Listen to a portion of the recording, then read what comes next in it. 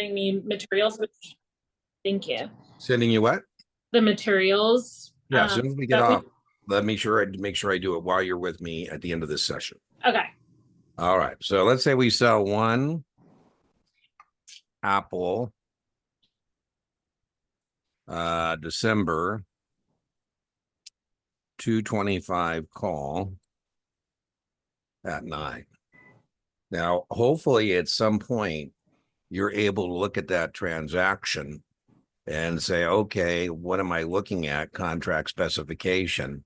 What you're looking at is an obligation to sell 100 shares of Apple at any time, American style, obligation to sell the stock at the strike price. And we said, there's a couple ways we might want to think about options. We said one way we might want to think about options is this idea of that strike price. And what I mean by the idea of the strike price here is if we're looking at Apple, and this is a 225 call, we might want to think of that as our floor,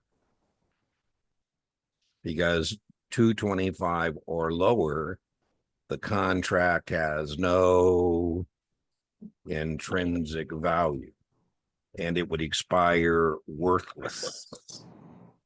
And we said that would be, in this case, wonderful, right? Because if that's the case, that means you get to keep the $900. That is your max gain. We said another way you might want to think of options is the break even, and then whether you're bullish or bearish. Yeah. So the break even here is 234. Again, if Apple goes up, there's a finite supply of Apple, potential infinite demand. And once it goes past 234, you're a big time loser. So your max gain is 9. Your max loss is unlimited. So we said we're bearish. We said our break even is 234.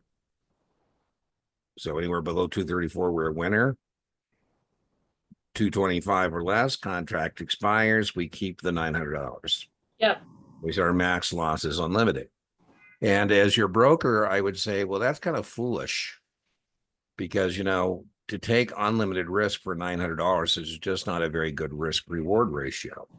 And so as your broker, what I'm going to recommend is that we offset our obligation to sell with a choice to buy. Because if we had a choice to buy the stock at the strike price, we would no longer have unlimited loss potential. What I'm recommending is that we put in a ceiling. Options are all about floors and ceilings. I'll tell you when it gets testable. It's not testable yet. It'll get testable here pretty quickly. But what we might want to do is take some of the money we've got and buy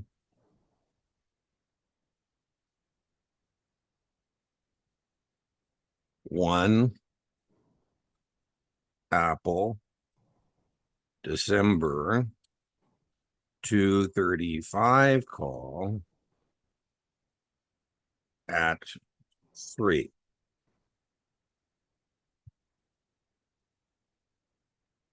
Okay, now we have our first test question about advanced option strategies. And our first test question is, can we identify the advanced option strategy? Spread means difference. Spread means difference. And a spread is when we are long and short the same type of contract. We're spreading the difference. And so test question number 1, this is a spread.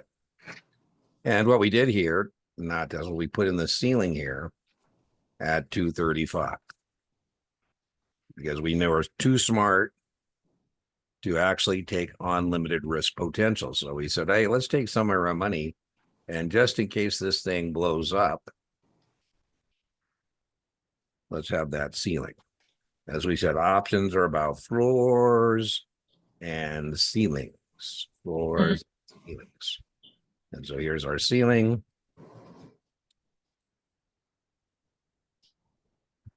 Options are all about floors and so we've identified it as a spread. Now, if you want to use your matrix, you certainly can. You know, we had our matrix here.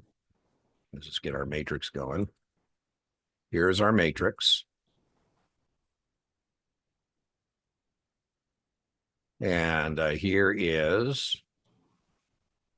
our spread. We're either going to do a call spread, long and short, the same type of contract, or we're going to do a put spread.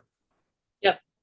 So that's our first test question. Now, the next test question is pretty important because if we can get this right, we can rock and roll. And so the next thing we want to figure out is this a money out position or is this a money in position? We Yep. want to determine whether it's a credit spread, Yep. a credit spread where we have more money in than out, or is it a debit spread? We have more money out than in. So we want to be able to determine. The way we're going to do that, test question number 2, is we're going to net the premiums. Yep. We can do that on our scratch paper. We can do it with a T, you know, whatever kind of, floats our boat, so to speak. Well, also, Yep. can we just know by knowing that the lower strike has a higher premium, so then that's the dominant leg? Yeah, that's true. Spread? You're absolutely right, but I want to be menu driven. I call this Okay. D8, but you're absolutely right. You know, and some people like to say, you know, dollars out. Some people like to use debit. Some people like to use a minus sign, you know, whatever floats your boat. Yeah. But here, boom.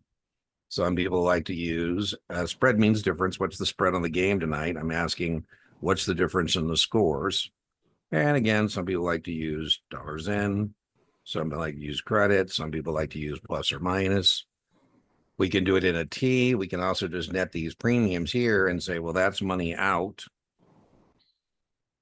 I do like, by the way, that you said, Dean, lower strike call contracts always have greater premiums. And you are absolutely correct. So we could do it this way here. Mm-hmm. And we could do it in our T. If we do it here, we just net the premiums. And we find out that this is a 6-point credit spread. That is what we call our net credit. Yeah, let's just make that a little bigger. Boom. Put that there. And we've determined we could also do it with our 225 call. We could use our T. There's our 225 call. And here is our 235 call. And this is money in. And this is money out. And so, boom, we get out.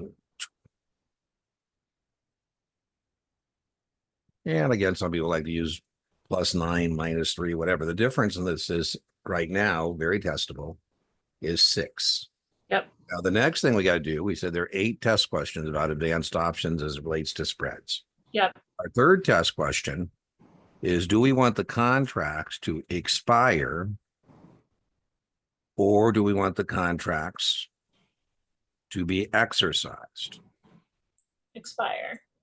Right on. If this is the position in your account and I call you and I say these contracts expired, you would be a happy camper. Right? Because they would be expired means they expire worthless. And that means you get to keep that money. How cool is that, right?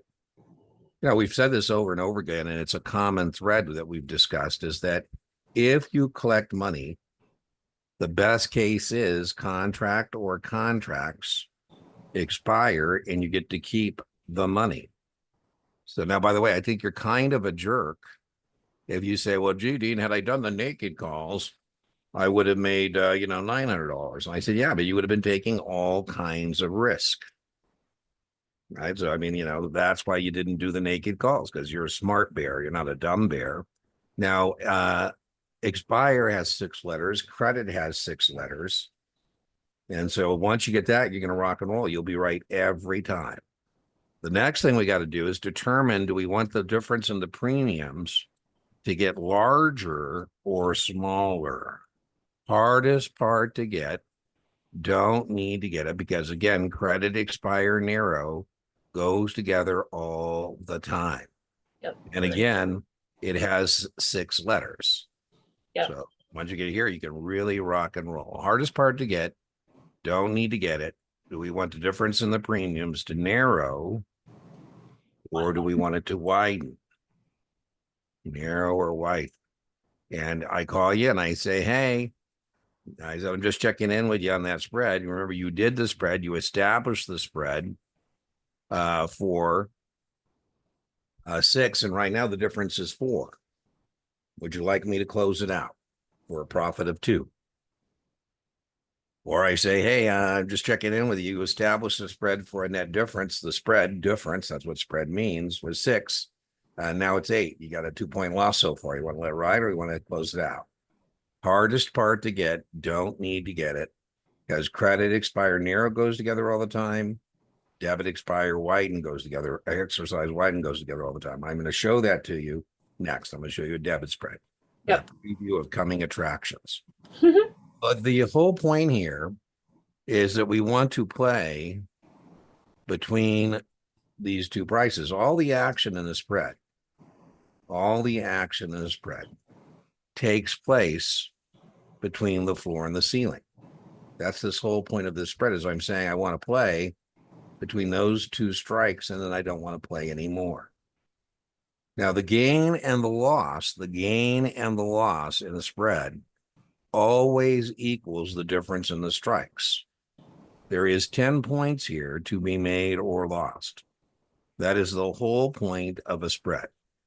The whole point of a spread is saying I want to play between these 2 numbers and that I don't want to play no more. So there's 10 points to be made or lost. Of the 10 points to be made or lost, we already have one of the numbers.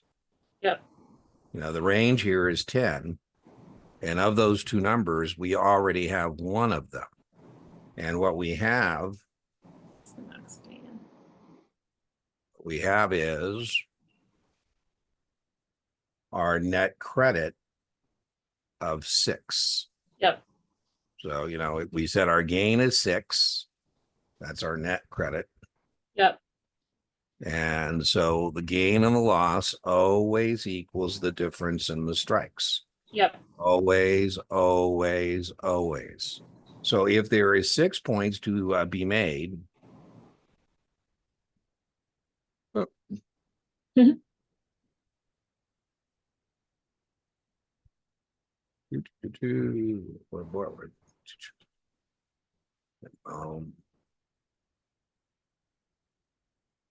that means that our max loss, It's 4. Yeah. By the way, if you don't get that, because then if you don't get that, what you got to do is you got to say, okay, well, the maximum loss is the difference in the strikes less the net credit. I personally just think that's a mental mess. I think it's easier to say, okay, well, there's 6 points to be made, 10 points to be made or lost. Of the 10 points to be made or lost, I've collected 6. And so that means I can only lose 4. That is my max loss. Now, once you get the menu done, I'll reset this. I'm going to go over it again with you. But once you get the menu done, then you can think about it. Don't think about it till you get the menu done. But if I buy the apple at $2.35, which I have a choice to do, and I deliver the apple at $2.25, which I'm obliged to do, I'd lose 10 points, but there's 6 already in my account. By the way, This is a much better risk-reward ratio than when we were going to do the naked call. The naked call, we make 9, but we lose everything. All right, so let's put that down there. I told you there's 8 things we got to be able to do. 5 is we got to be able to do max gain. 6 is we got to be able to do max loss. We have a little bit of a trick to help us out on that. And the trick we have is that we know the gain and the loss always equals the difference in the strikes. So that we know that whatever these 2 numbers are when we're looking at a spread is going to equal the difference in the strikes. Yep. So in this example, Come on, Dean. There we go. There's 10 points to be made or lost. And of that 10 points, we have our gain already, which is 6. And so 6 plus something equals 10. And that is our max loss. All right, Yep. number 7. We said there's 8 things. I call this don't hate the 8. And the next thing we have is our break even. Our break even. Nobody does things to break even, but at what point do we neither make nor lose money? Test taking trick. We've got 2 test taking kind of tricks here. We said one test taking trick is to know that the gain and the loss always equals the difference in the strikes. And another test taking trick is we know that the break even has to be somewhere within this range. So 50-50, you can literally just go to your answer set and eliminate any break even offered to you that isn't between 225 and 235. Yep. It's got to be some number within that range. All right, we have a memory aid device for how to do break even. And the memory aid device we have for call contracts, call spreads, is CAL. Yep. CAL stands for call add to the lower. So what we're going to do is we're going to take the lower strike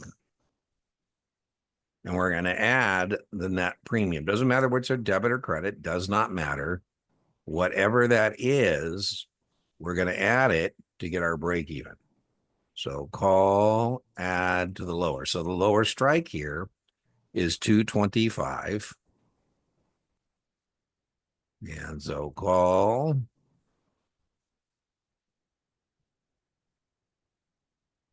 add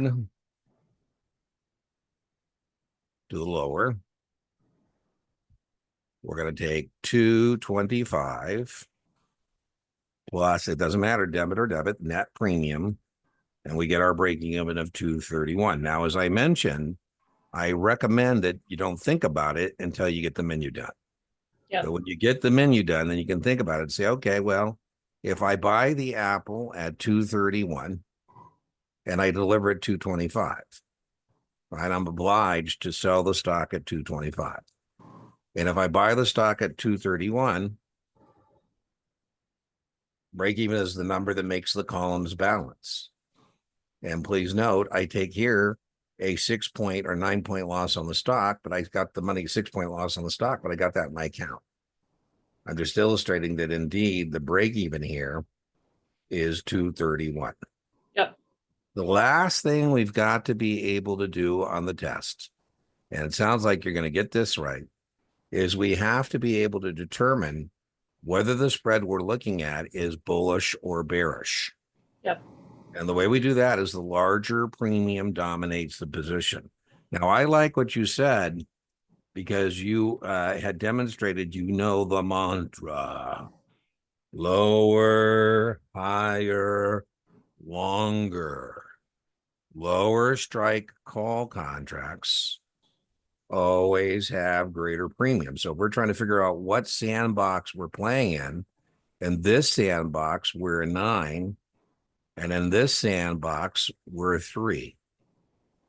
So what are we really doing? We're a bear here. Yep.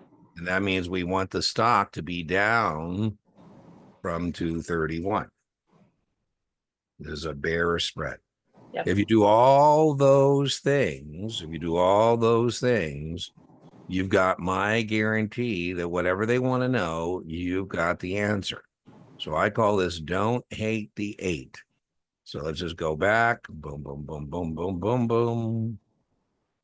And here was our original position. We said, don't be a dumb bear.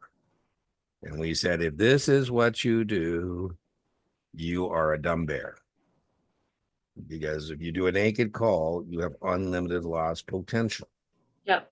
And so we said, okay, well, let's not do that. Let's offset our obligation to sell with a choice to buy. Let's create a spread.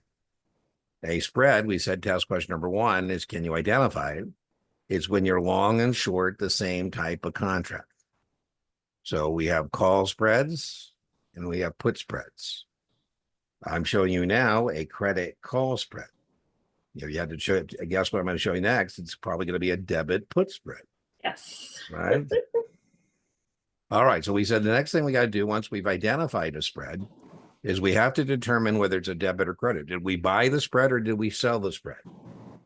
That's really key because, you know, we're always looking for narrative threads through this information. And one of those narrative threads through ways as it relates to speculative options transactions is that if you buy them, you just lose your money. And if you sell them, that's your maximum gain. You agree to be a potential victim. Nobody victimizes you. Neener, neener, neener, you keep the money. Mhm. And so this is important because if we get credit or debit, credit, we know our gain, debit, we know our loss. So here we sold the spread because we have more money in than we have money out. So this is a credit spread. Yep. Once we get that, we can rock and roll. Because once we get credit, we know, okay, I want people to leave me alone. I want the contracts to expire so I can go neener, neener, neener, and I get to keep the 6 points, right? We want the difference in the premiums to get smaller, narrow. We get that, we can rock and roll. Hard part to get, don't need to get it because those gather all the time. Credit has 6 letters. Expire has 6 letters. Narrow has 6 letters. Yep. So however you get there. Now, we said that all the action in a spread takes place between the strikes. There's a floor at 225, and there's a ceiling at 235. Not testable, but I think about options as being about floors and ceilings. So test taking trick, we know that whatever the gain and the loss are, it has to equal the difference in the strikes. Yep. Because that's the whole point of the spread. The whole point of a spread is saying I want to play between here, and I don't want to play no more. Yep. So there's 10 points to be made or lost. We've collected 6, so we can lose 4. Now, if we don't get that, then we got to memorize it. The maximum loss in the credit spread is the difference in the strikes less than that credit. I just think that's a mental mess. I think it's easier to say there's 10 points to be made or lost. I collected 6, so I can only lose 4. That's Yep. easy. But however you get there, you need to get there, right? All right, so we said we got to do our break even. We got 2 memory aid devices, call, add to the lower, and push, put, subtract from the higher. Here we're going to use cal, and we're going to say, okay, call, add to the lower. The lower strike is 225. We're going to add the net premium, doesn't matter what's a debit or credit. In this case, it's a credit, and we get 231. And then I illustrated that to you just saying, yeah, there's our dominant leg is selling at 225.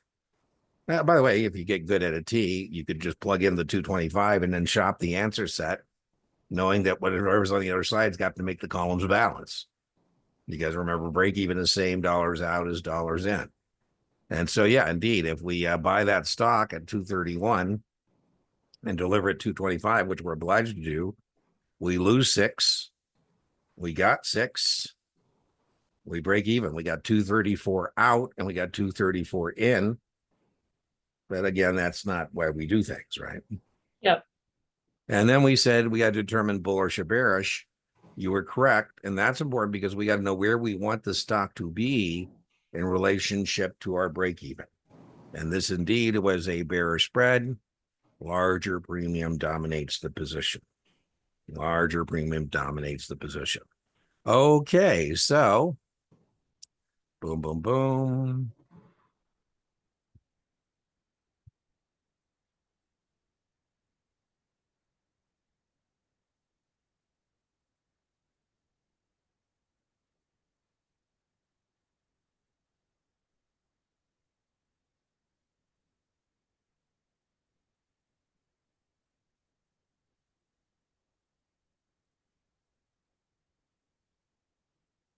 All right, let's start with a basic option position. A basic option position.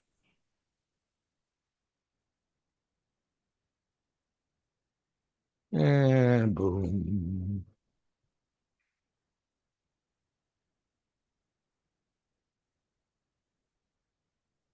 Let's say I want to buy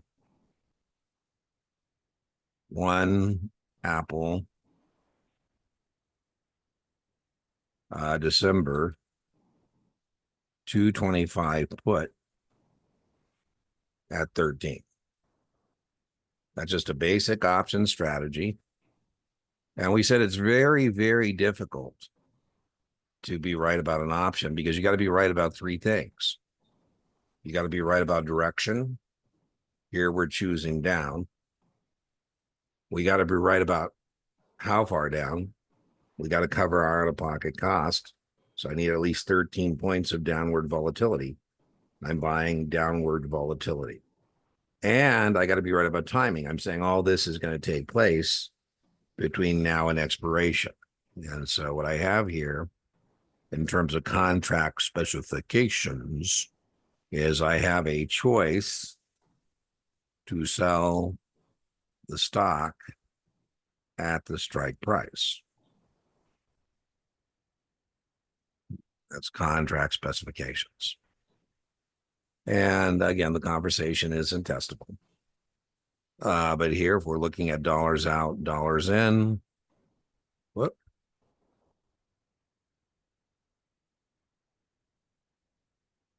If we're looking at dollars out, dollars in, I'm out 13.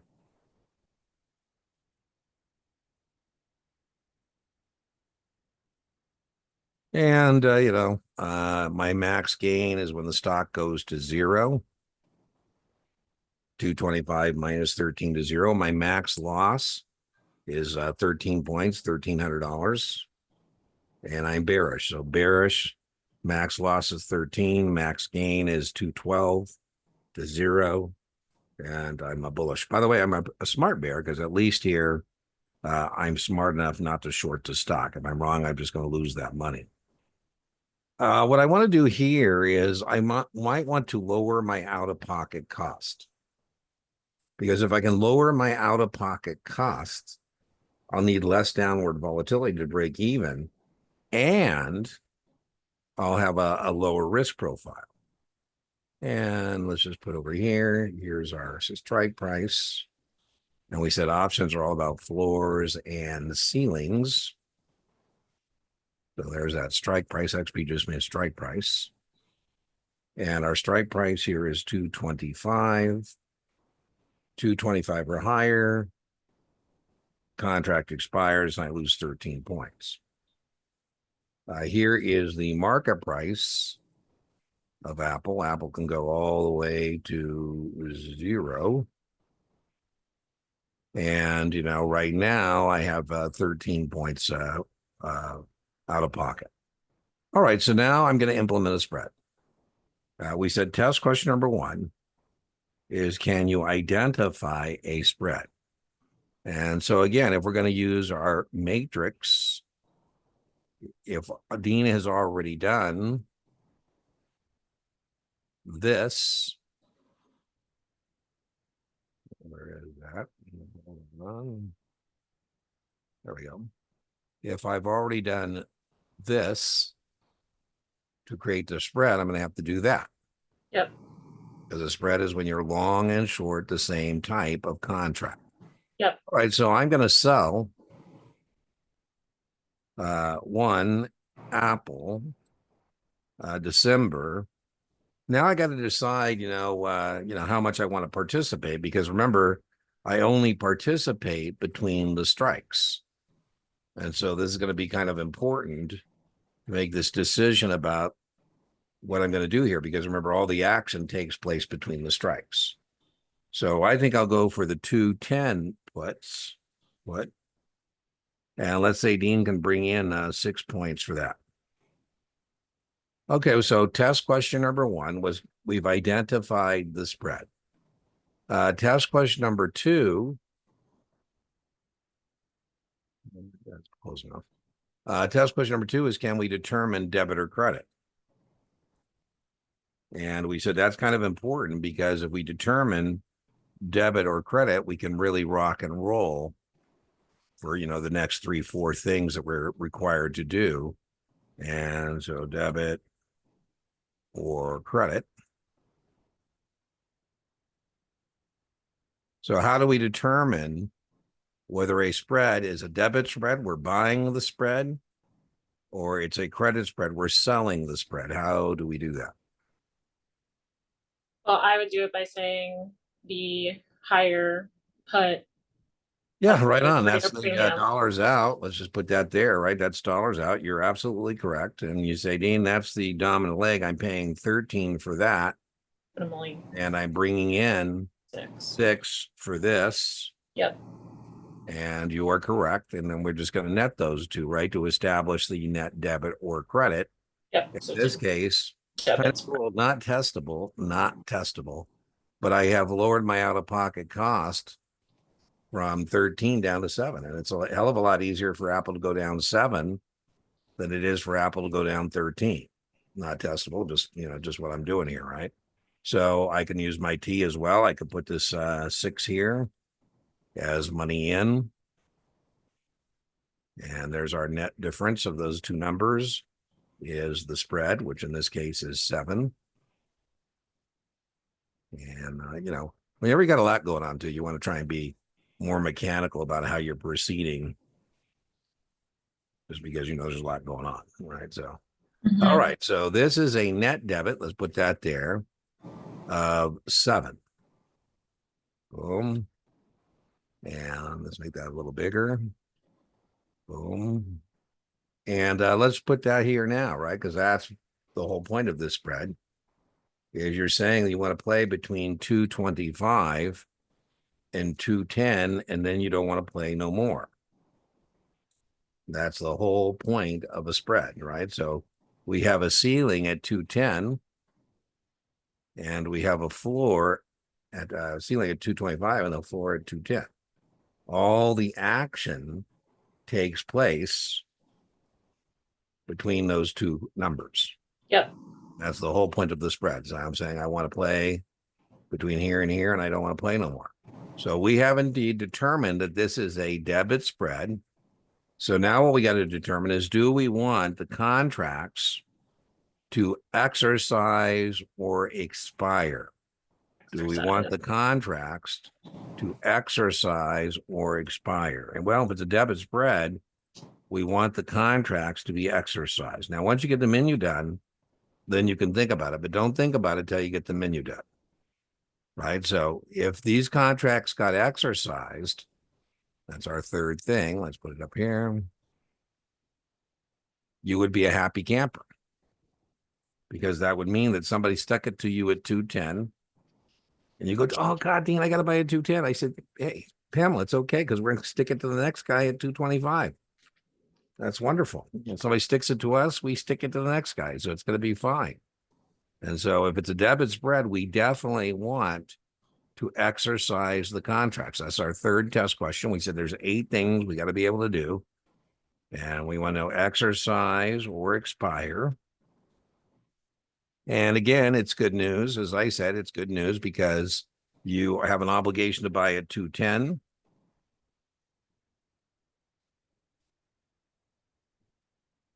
But that's okay, because somebody sticks it to you at 210.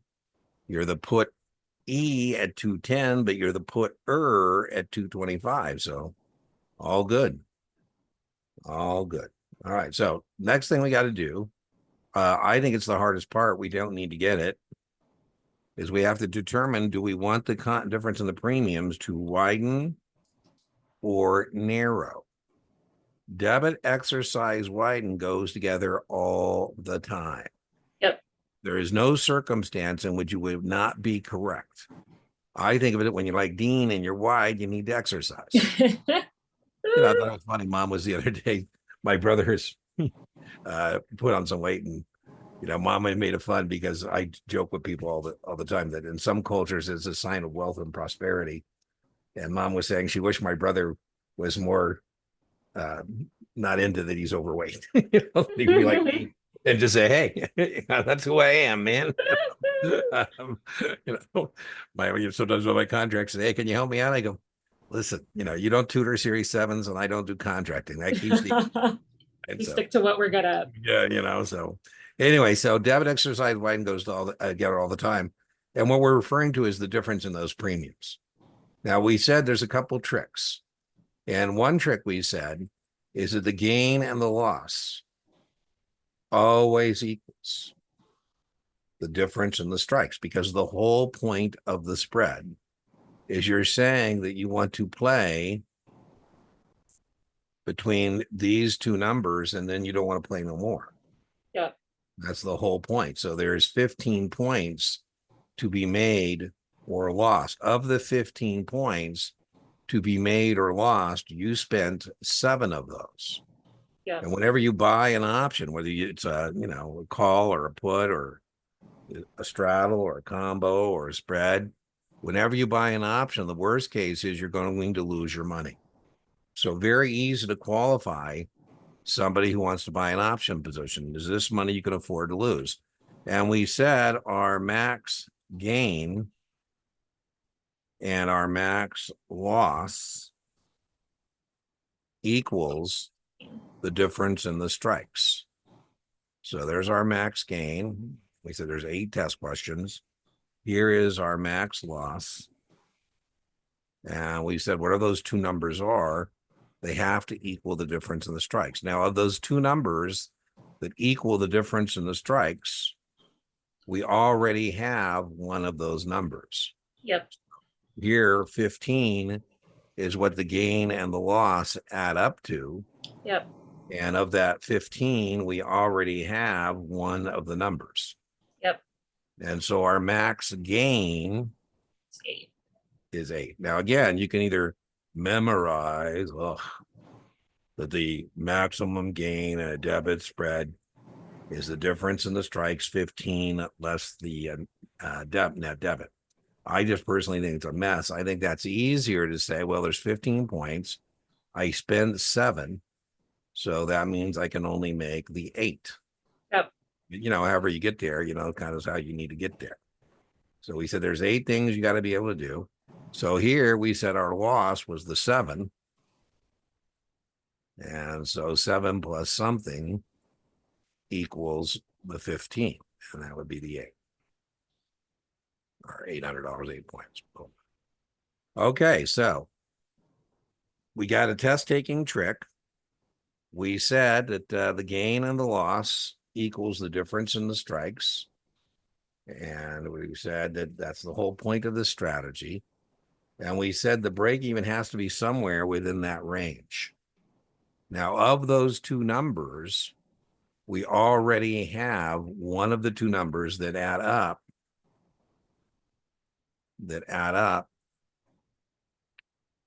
to 15. Of the two numbers that add up to 15, we already have one, and that was 7. 7 is our max loss. Whenever we buy an option position, our worst case is we lose our money. So as we said, something plus 7 equals 15. And so what is that something? We said that something is going to be 8. And we said the break even is somewhere between those two numbers, because that's the whole point of the spread, is I want to play between those two numbers. We said as a trick, you can eliminate any break even offered to you that isn't somewhere between 225 and 210. It's got to be some number between those, right? Now we have a mnemonic device. We have a mnemonic device for break evens and spreads. We have a memory aid device. We have Cal. Cal is for call spreads, and we also have push. And push is our memory aid device for break even in put spreads. And push stands for put, subtract from the higher. Put, subtract from the higher. We're going to take the higher strike. We're going to subtract the net premium. It doesn't matter whether it's a debit or credit, whatever that net number is, we're going to subtract it from the higher strike. So here, if we take the higher strike, which in this case, we don't mean higher on the whiteboard, we mean, you know, higher numerically, right? And here, if we take that higher strike of 225 and we minus the 7, we get our break even of 218.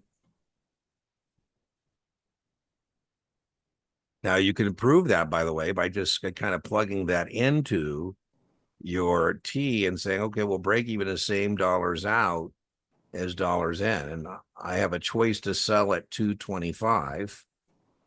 That's the dominant leg, is my choice to sell at 225. So ultimately, the break even is a number that would make the columns balance. So if I buy the stock at 218 and I stick it to somebody at 225, yeah, I think that all works out, right? I'm just illustrating that indeed Yep. that break even, because break even is same dollars out as dollars in. Now, the last thing we got to do, so we got our break even here, 218, is we got to determine where do we want the stock to be in relationship to that break even. So we got to determine bullish or bearish. You know, we got to decide what sandbox are we playing in. Are we playing in this sandbox, which is a 6? Are we playing in this sandbox, which is a 13 in terms of our matrix? So that's our last thing we got to do, is determine bullish or bearish. And is this a bullish or a bearish spread? You're a bear. Right on. Larger premium dominates the position. Larger premium, in this case, which is a long put, which is bearish. And remember, we said the reason that's helpful is because we need to know where we want the stock to be in relationship to The break even. that break even. Yep. Right. I got a joke, you know, maybe someday I'll figure out how to do this, but they tell me I can do like little emojis. So, you know, I don't know. Oh, that would be fun. Yeah. The point is, if I could do an emoji, let me try it. I would put a little, that's got to be a sad face. Right. And this would be a happy face, right? Right. So you're happy below 218 and you're not happy. And then remember, the max is always going to be whatever those two numbers are. Yep. Okay. So you have two advanced option strategies you're held accountable for. Yep. And we showed you a credit call spread. We showed you a debit put spread. And so, you know, I think a lot of people get hung up. They think there's a gazillion things going on. There's not. No, it's like, actually, I think this might sound crazy, but I actually think that the spreads and straddles, so like the advanced options, are like easier for me to make sense of and wrap my head around. Good. Well, that's good. You know, But- and that's actually, I think that's a good thing. But the You know, hedging, I don't know, for whatever reason, like, well, it we can takes do me- hedging. I was going to show you a straddle. So there's 4 questions on a straddle. Let's do that first. Then Yeah, we could do straddle. yeah, and then we'll, you know, it's pretty straightforward. I think a lot more straightforward I agree. than, you know, listen, we got to calculate the break evens. It's the only one, by the way, where you have 2 break evens. You have an upside break even and you have a downside break even. Right. And then you've got to be able to determine where the straddle is profitable. Where do you want the market price to be in relationship to that? And then we got a last thing is, when do we use it? So I think that's pretty straightforward on a straddle. And when do we use it? You know, and we said most of these strategies are not testable, but almost all these strategies were either buying volatility or selling volatility. You know, here is the market price. We've been talking about the market price of Apple. And Apple could be anywhere from 0 to infinity, right? There's a finite supply of Apple, potential infinite demand. And it's called a straddle because in a straddle, what we're straddling is the strike price. We're straddling the strike price. And so if Apple's, look at the 225 as our strike, and we can do a long straddle or we can do a short straddle. We'll do over here, we'll do the long version. So let's say we buy one Apple December 225 call at 7. And we buy one Apple December 225 put At 7, every strategy has its opposite. So if there's somebody who's long a straddle, there's somebody who is short a straddle. So every strategy has its opposite.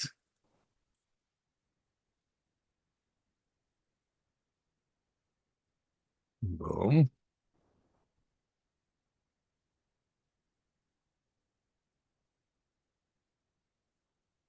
So we said the first thing is, can you identify a straddle? Again, if you're using the matrix, I think it is helpful in terms of identification, because again, if we look at our matrix. Whoa, geez, what happened there? If we look at our matrix,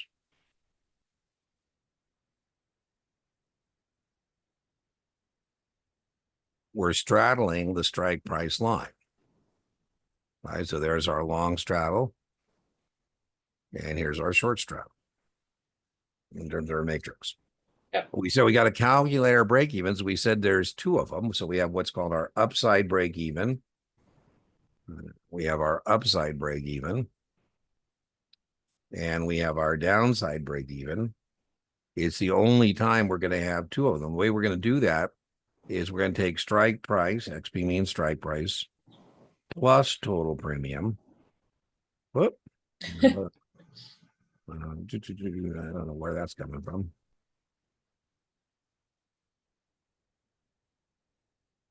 I'm going to take a chance I can actually just erase this. There we go. Okay, so we're going to take strike price plus total premium, call up. Yep. And strike price minus total premium. And so here our total premium is 14, and 225 plus 14 is 239 is our upside break even. And 225 minus 14 is 211. That's the test question, by the way. What are the break evens? Yep. Yeah. Then our next one is, where's the straddle profitable? We have a good mnemonic for that. Silo. Silo stands for short inside, long outside. So if you are short this straddle, you want it to be in between these 2 numbers.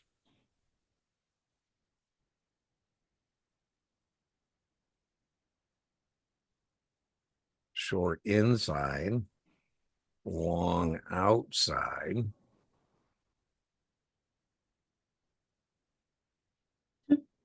And boom, here you want it to go this way.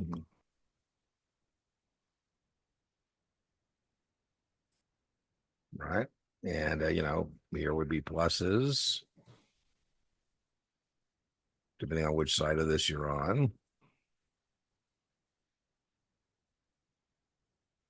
And then over here, you would be unhappy. So if you're short to straddle, you want it in between these 2 numbers. If you're long with straddle, you want it outside these 2 numbers. And again, we're either buying volatility or selling it. So we said test question, when do you use it? Well, you buy a straddle when you expect volatility, but direction's uncertain. Like there's a new CEO. I think he's going to fix their problems, or he's not. I buy a call, I buy a put. Or they're in a court case and I think they're going to win or lose.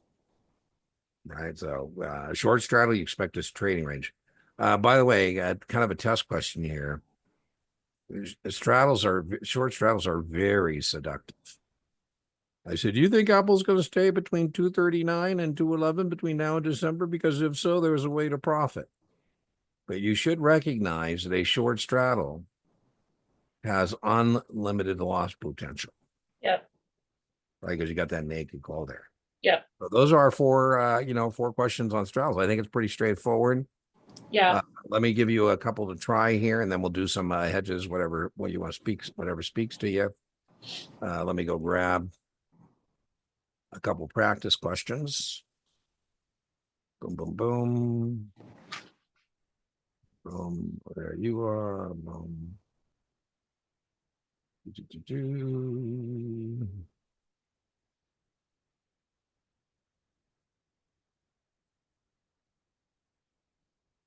now it is time for you to demonstrate your prowess or lack thereof. Okay, here we go. Let me go find you. There you are.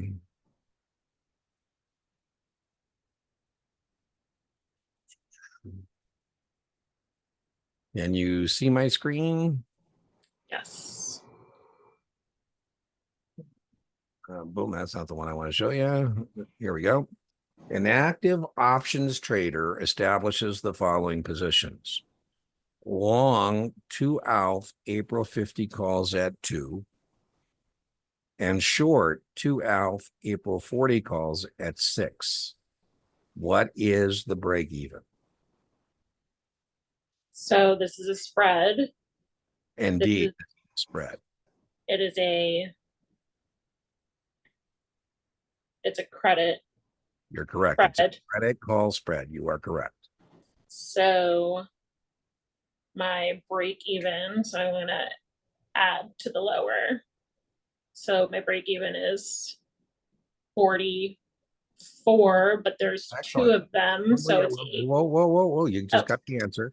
Break even is always expressed on a per share basis. So that doesn't matter that there's 2 of them, right? The break even is per share. Right. Okay, so you were correct. It's 44. Since we have this here, well, don't be sorry. Don't be sorry. You know, just go ahead. Maybe we're about to say the same thing. The 2 is only applicable to what my yes, that's where we're heading. That's exactly okay. We said there's 8 things that you need to be able to do in a spread, and you've done 2 of them so far. You correctly identified this as a credit call spread, and you told me the break even is 3. You said it's a spread. You said it's a credit spread. You told me the break even is 44, and you are correct. Now, the next test question is, does this customer want these contracts to expire, or does he want these contracts to be exercised? To expire. Right on. If these contracts expire, and this is where you're now important to say too. If these expire, he gets to keep 4 points on 2 contracts.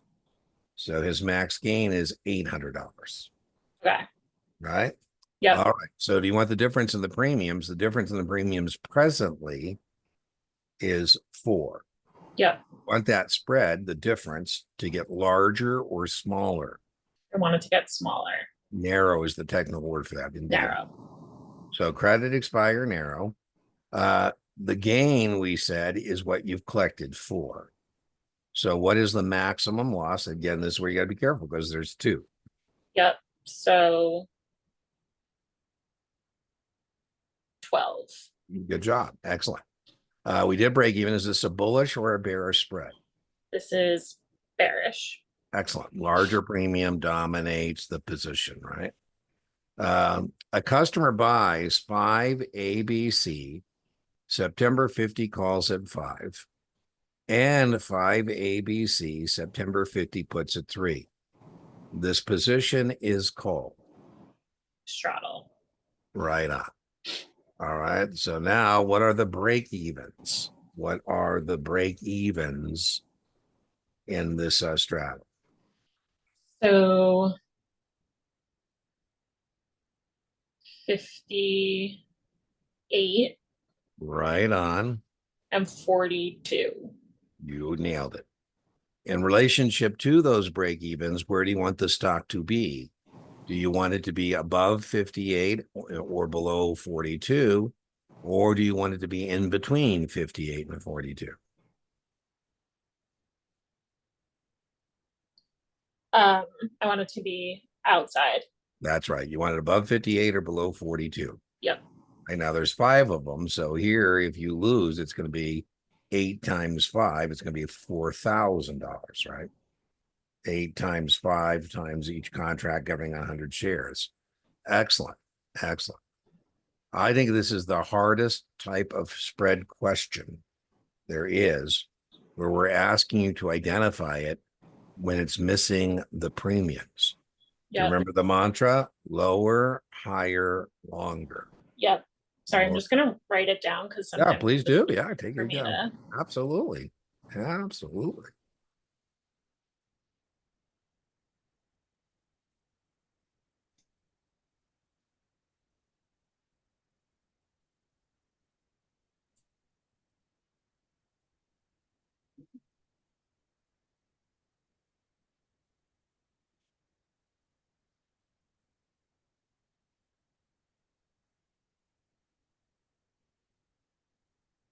It's a D, credit bull spread. This is indeed, you are correct, young lady. That is awesome. That is awesome. That's the toughest kind of question I think you get is when you're missing the premiums, and you nailed it. Please note there's a lot of things you can do with missing premiums. A lot of things you can do. All right, let's try another one. An investor purchases an ABC July 50 put and sells an ABC October 50 put. This strategy is.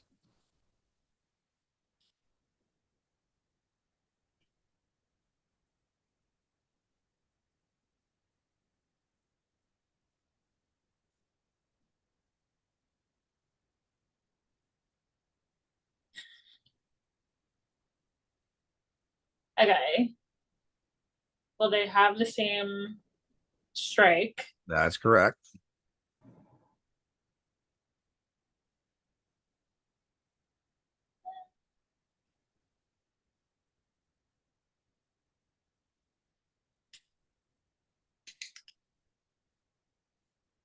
You're on the right track. Well, I know what it's not. There you go. I know it's not a debit spread. You are correct. I How know how did you determine it's not a debit? You're correct. well, because I can't determine which is the dominant leg. Well, remember the mantra? What was the mantra? Lower, Lower, higher. higher, longer. So the longer term option contract Oh, is always going to have the greater premium. And so okay. this is not a debit spread. This is actually a credit spread, but that's not available to you as an answer. Right. Okay, interesting because the July put has a longer. Well, no, October. October comes after July. Right? If we're in July, October would be the longer term. How? If you want me to be a potential victim from now to October, I'm going to charge you more than to be a potential victim from July. Right? We start the year, January, July, October. Right, right. Okay, sorry. I'm working backwards, which was silly. Yes. Yeah. Okay. Okay. Got that. My only point was you were on the right track. You said it is not a debit spread, and you are correct. It is not a debit spread.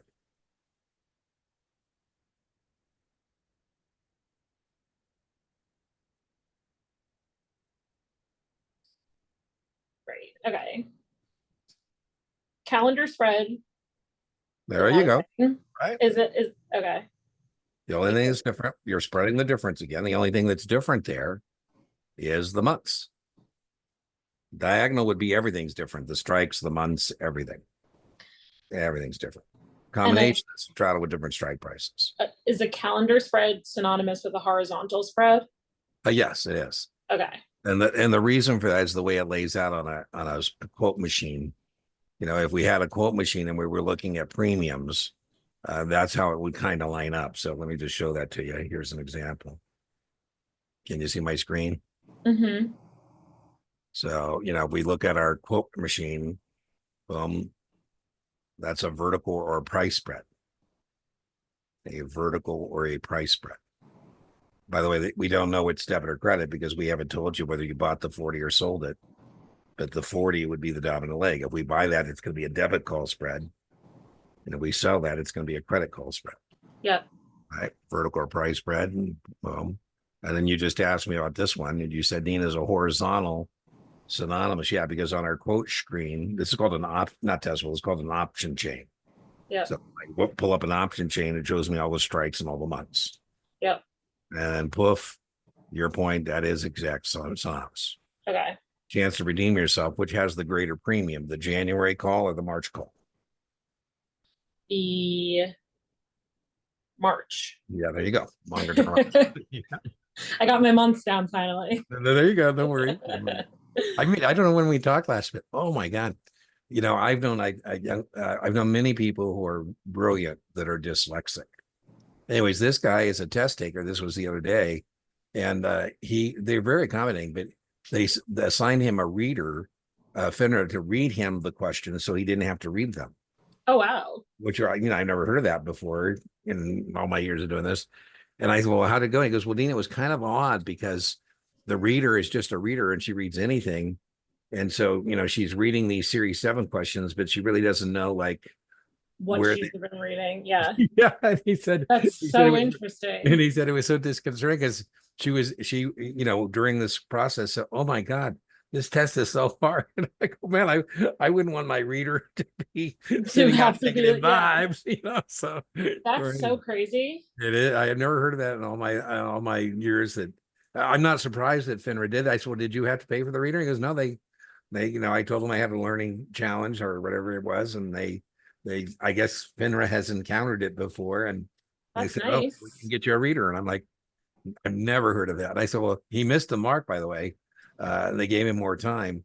And I said, well, what do you think about that? I mean, are you going to go for a reader again? And he goes, and I thought, well, it seems like you should be able to get an accommodation because in the old days we didn't take tests. It was like apprenticeship. And I was thinking what I would have wanted to do, petitioner says, could somebody like Dean read it? And am I allowed to give you like a paraphrase? Yeah. I feel like that would distract me like even more. Say, hey, can I, give you back the challenge. And there's the diagonal, right? Everything's different. Yep. And then it's because that's how it sets up. Yep. All right. So you want to do some hedges? You want to do practice questions? You want to do whiteboard? How do you want to do them? Can we do some hedges? I don't know why I get so like. No worries.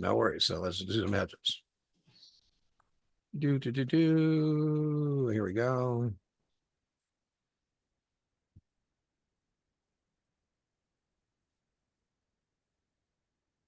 So this is what we call a full hedge. A full hedge because we are actually establishing a choice to sell here. So we buy 100 shares of Facebook at 262 and we buy a Facebook 255 put at 3. So we said we got to really be focused on the stock here. Doesn't matter what option comes. If we buy the stock dominates. Yep. And so we're out for the stock. 262.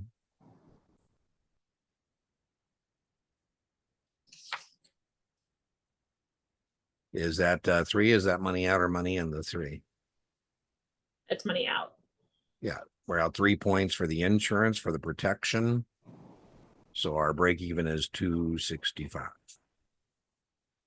You might want to get right 265. And then remember, that's our break even. And then what you might want to consider thinking about, okay, is where is my strike in relationship to that? My strike is 255.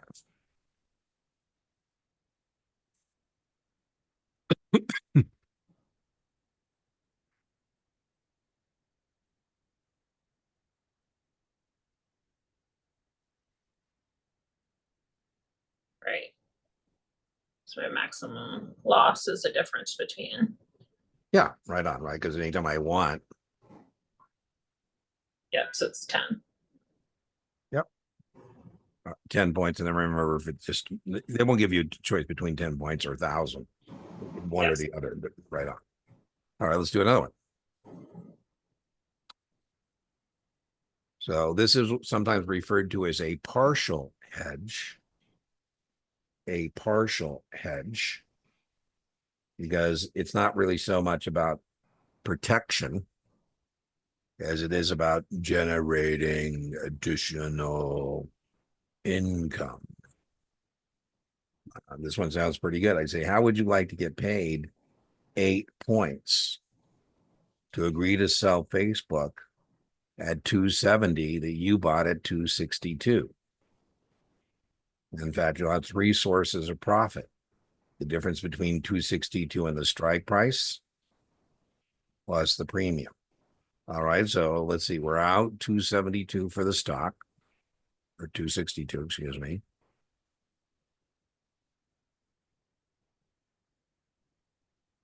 And we brought in for the option.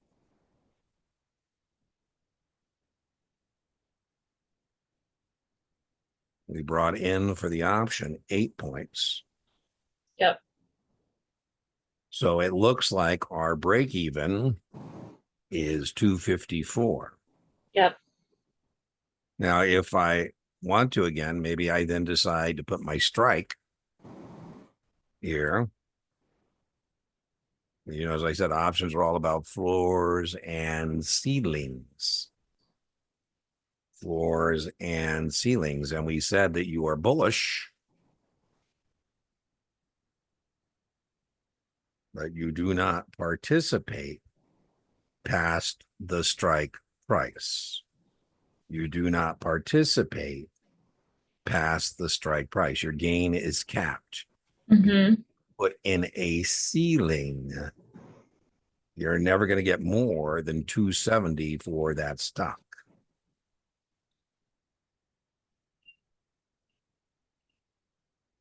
So our max gain is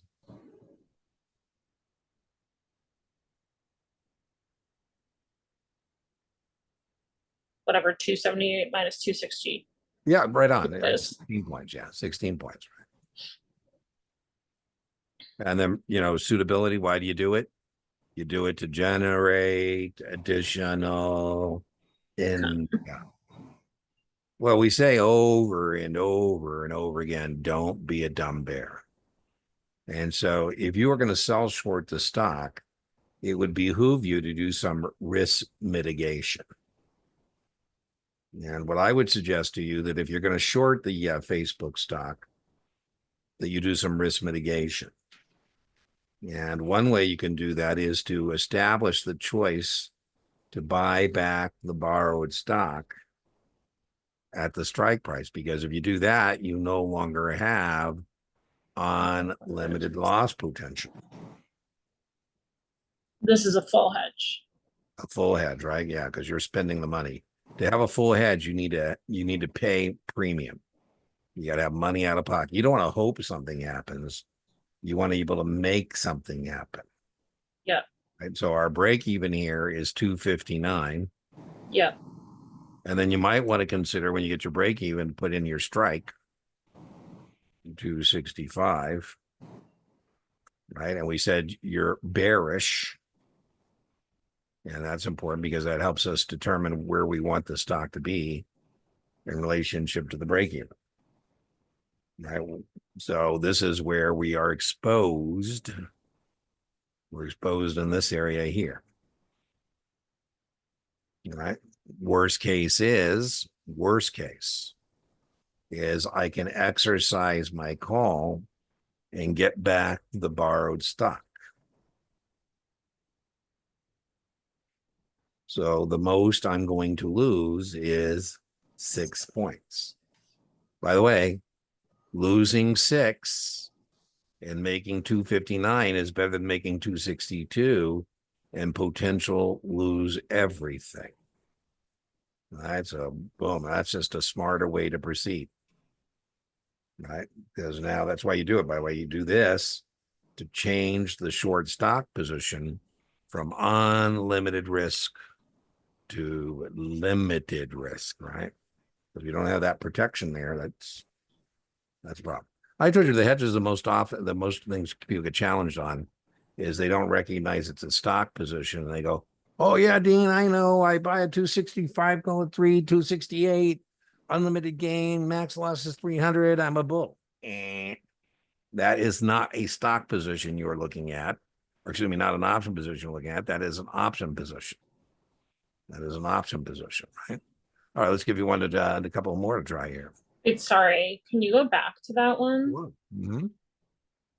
Can we do what is the maximum gain and the break even the same thing? Yeah, it is. If it goes all the way to zero, they're going to be a happy camper, right? If you shorted at 262, and now I think you're kind of a jerk, by the way, Bam, if it goes to zero and you go, Dean, I wasted my money on the call.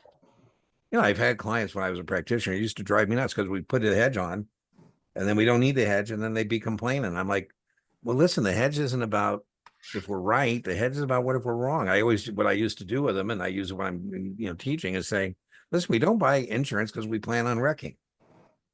So it's good news I don't have to file a claim. That is good news that I didn't file a claim. I had no loss, right? So it's not about what if you're right, it's about what if you're wrong. All right, let's give you a couple more to try here to demonstrate your prowess or a lack of thereof. You've been doing pretty good. Here we go. Boom. A customer who owns 100 shares of stock and wishes to generate additional income on that stock. What option strategy would you recommend?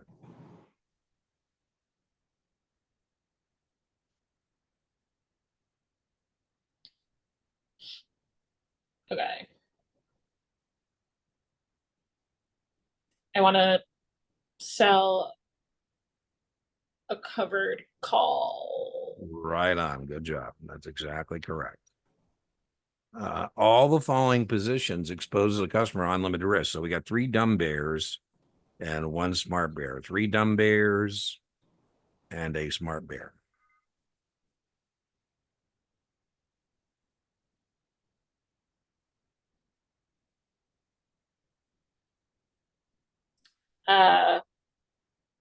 Except for A. Right on. A is the smart guy, right? A is the smart guy. An investor is short the stock at 70. If the stock market's price is 40 and the investor anticipates the price will continue to decline, to hedge means offset risk. To hedge against a rise, the investor should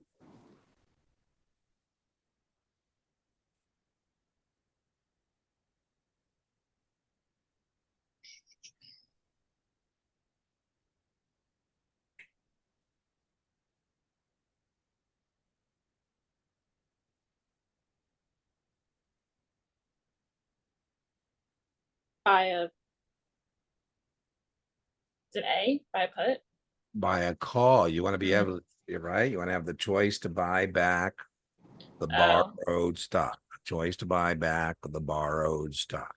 sorry, can we talk through that one Sure, a sure. little? Yeah, Just so want to, boom, here, let me play broker with you. Let me go grab it. Come on, boom.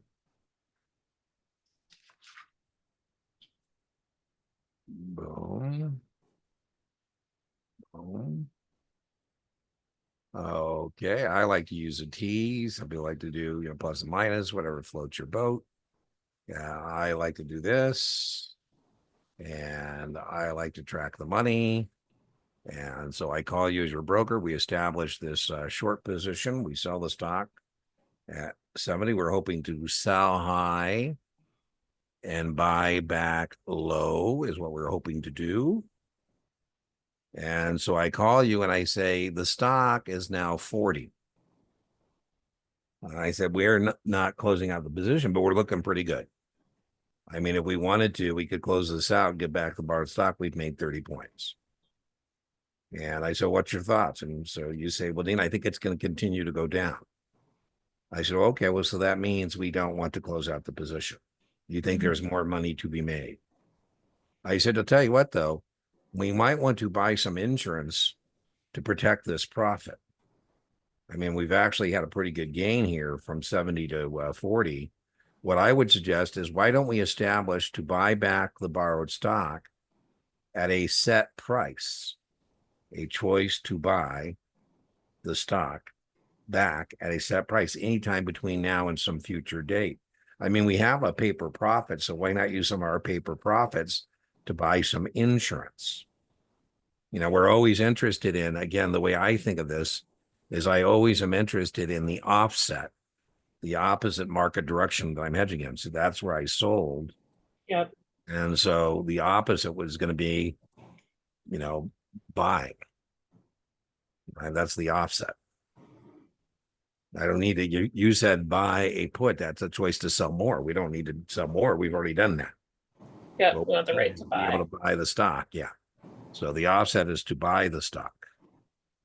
And so, and then again, I'll be kind of a jerk here. A choice to buy back the stock at a lower strike will give us greater protection. But it will also cost us more money. And so you say, hey, Dean, let's go. What are the 45 calls going for? What are the 45 calls going for? I said, we can buy one 45 call for 3 and go, let's do it. Right. So now we bought that 45 calls. So now we know that's our worst case. We're going to win.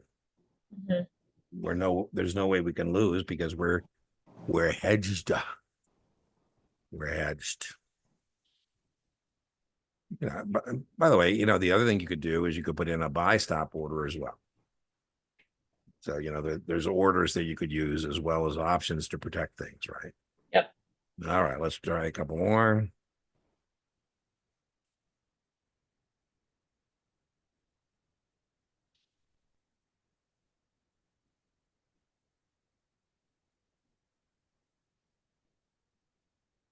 What would give you the most protection on a long stock position?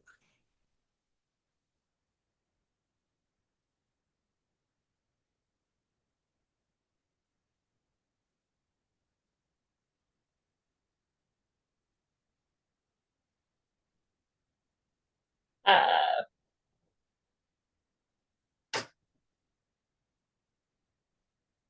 D. Not D. To have protection, you need to buy the option, right? You would buy a put. You would establish the choice to sell the stock, right? What would you use to generate additional income? That I want to sell. Yeah, the sell. You would do a covered call, right? Right. Covered call. What gives you the most protection on a short stock position?